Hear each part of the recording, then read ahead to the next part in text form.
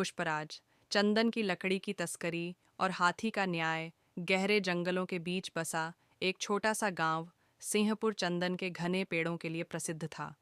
यहाँ के जंगलों में दुर्लभ लाल चंदन की लकड़ी पाई जाती थी, जिसकी कीमत बाजार में सोने के बराबर थी। इसी लालच में कई तस्कर जंगल में घुसकर अवैध कटाई करते थे। इस अवैध व्यापार का सरगना था पुष्पराज, जो अपने क्रूर स्वभाव और चालाकी के लिए कुख्यात था। तस्करी का खेल पुष्पराज ने जंगल के कुछ स्थानीय आदिवासियों और मजदूरों को पैसे का लालच देकर अपने गिरोह में शामिल कर लिया। वह चंदन के बड़े बड़े पेड़ों को कटवाकर रात के अंधेरे में ट्रकों में भरवाता और उन्हें दूर शहरों में भेजता, जहां लकड़ी की ऊंची कीमत मिलती थी। लेकिन इस तस्करी में सबसे अनोखी बात यह थी कि पुष्पराज हाथियों का इस्तेमाल करता था। उसने एक विशाल हाथी गजराज को अपने कब्जे में रखा था। यह हाथी पहले जंगल के संरक्षकों का साथी था, लेकिन पुष्पराज ने उसे अपने लालच और क्रूरता से वश में कर लिया। गजराज मजबूर होकर भारी लकड़ी उठाता और नदी के रास्ते उसे ट्रकों तक पहुंचाता। ईमानदार पुलिस अफसर की एंट्री। सिंहपुर में बढ़ती तस्करी की घटनाओं को रोकने के लिए सरकार ने एक ईमानदार और निडर पुलिस अधिकारी विक्रांत सिंह को नियुक्त किया। विक्रांत अपने तेज दिमाग और बहादुरी के लिए जाना जाता था। वह जानता था कि जंगल में तस्करी का खेल बहुत गहरा है और इसमें बड़े लोग भी शामिल हो सकते हैं। विक्रांत ने जंगल में गश्त बढ़ा दी और गांव के लोगों से पूछताछ शुरू की, लेकिन डर के कारण कोई भी पुष्पराज के खिलाफ कुछ कहने को तैयार नहीं था। विक्रांत को समझ में आ गया कि अगर उसे पुष्पराज को पकड़ना है तो उसे सीधे जंगल में ही जाना होगा।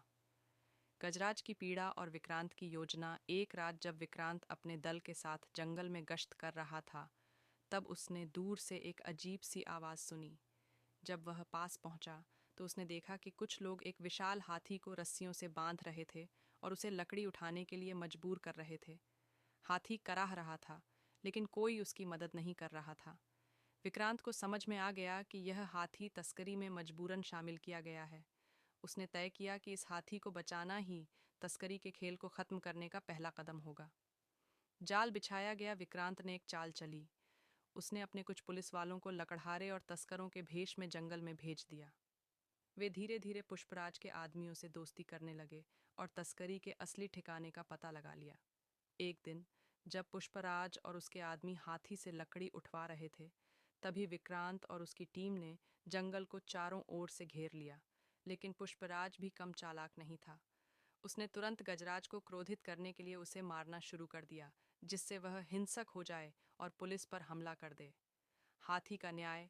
लेकिन यह पुष्पराज की सबसे बड़ी गलती थी। गजराज वर्षों से अत्याचार सहता आ रहा था, लेकिन विक्रांत ने उसकी आंखों में करुणा और दया देखी थी। जब पुष्पराज ने हाथी को मारा तो गजराज ने पहली बार विद्रोह कर दिया। उसने अपनी सूंड से पुष्पराज को पकड़ लिया और जोर से जमीन पर पटक दिया। पुष्पराज दर्द से चिल्लाया, लेकिन गजराज अब रुकने वाला नहीं था। उसने तस्करों को भी भगाना शुरू कर दिया। पुलिस ने इसी मौके का फायदा उठाकर बाकी तस्करों को पकड़ लिया। अंत में न्याय हुआ।